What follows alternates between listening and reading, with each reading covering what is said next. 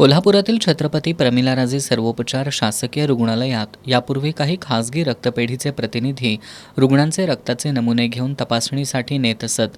यासाठी पैसे आकारले जात असल्याचा प्रकार अनेकदा उघडकीला आलाय. गुरुवारी देखील काही रुग्णांच्या रक्ताचे नमुने तपासण्यासाठी नेणाऱ्या एका खासगी रक्तपेढीच्या प्रतिनिधीला स्वाभिमानी संभाजी ब्रिगेडच्या कार्यकर्त्यांनी पकडलं.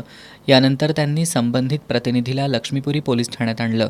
मात्र पोलिसांनी स्वाभिमानी संभाजी ब्रिगेडच्या कार्यकर्त्यांना याबाबत CPR प्रशासनाकडे लेखी तक्रार करा, CPR प्रशासन संबंधिताची चौकशी करून तक्रार देतील, त्यानंतर आपण कारवाई करू असं सांगितलं. दरम्यान गेली अनेक दिवस CPRमधील डॉक्टर, अधिकारी, कर्मचारी आणि खासगी रक्तपेढीचे एजंट यांची साखळी तोडण्याचा आपण प्रयत्न करतोय.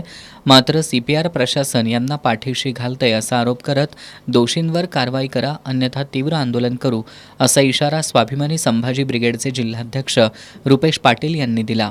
CPR मध्ये गेल्या 6 महिन्यापासून आम्ही पाठपुरावा करून ही डॉक्टर आणि खाजगी एजंटांची साखळी आम्ही तोडण्याचा प्रयत्न करतोय.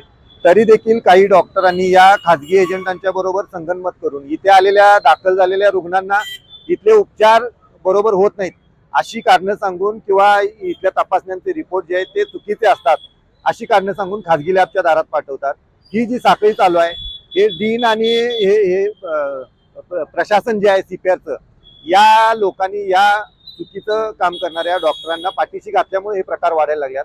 CPR मध्ये येणारा रुग्ण हो गोरगरीब आहे, त्याला सर्व प्रकारच्या उपचारापासून अडचण आल्यानंतर मग तो CPR मध्ये पाय ठेवतोय आणि त्या लोकांच्याकडनं रक्ताच्या नावाखाली ही जी पैशाची लूट व्हायला लागली ही सातत्यानं ही सुरू आहे.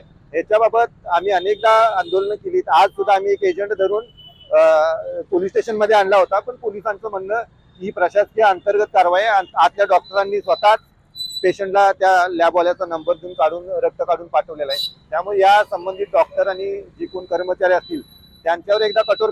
वारंवार CPRमध्ये खाजगी लॅबचे लोक येतात आणि पैसे घेऊन रक्त तपासणीसाठी घेऊन जातात.